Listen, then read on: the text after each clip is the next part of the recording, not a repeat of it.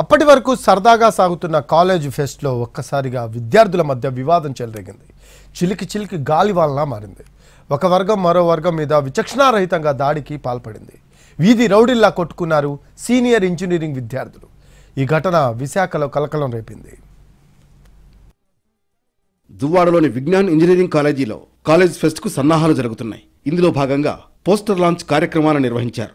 ఆ సమయంలోనే junior senior విద్యార్థుల మధ్య ఓ వివాదం తలెత్తింది. వెంటనే మాటామాటా పెరిగి భౌతిక దాడికి పాల్పడ్డారు. సెకండ్ ఇయర్ విద్యార్థి కొంతమంది స్టూడెంట్స్ గొడవకు దిగారు. అయితే డాన్స్ వేసే సమయంలో కాలు తొక్కినందుకే గొడవ మొదలైందని కాలేజీ వర్గాలు చెబుతున్నప్పటికీ వేరే కారణంతోనే దాడికి పాల్పడ్డారని విద్యార్థులు ఆరోపిస్తున్నారు. వెంటనే కాలేజీ యాజమాన్యం గొడవను ఆపి సర్ది చెప్పి పంపించేశారు. బయటకు వెళ్లిన మరుక్షణమే మళ్లీ గొడవ మొదలైంది. విద్యార్థులు గ్రూపులుగా విడిపోయారు. కర్రలు, ఇనుపరాడ్లు, మారణాయుధాలతో రౌడీ మూకల మాదిరిగా దాడులు చేసుకున్నారు.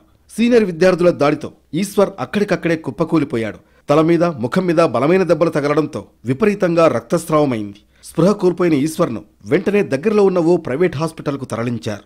ఈ ఘర్షణకు కారణమైన 7 విద్యార్థులను సస్పెండ్ చేశామని తెలిపింది కాలేజీ యాజమాన్యం.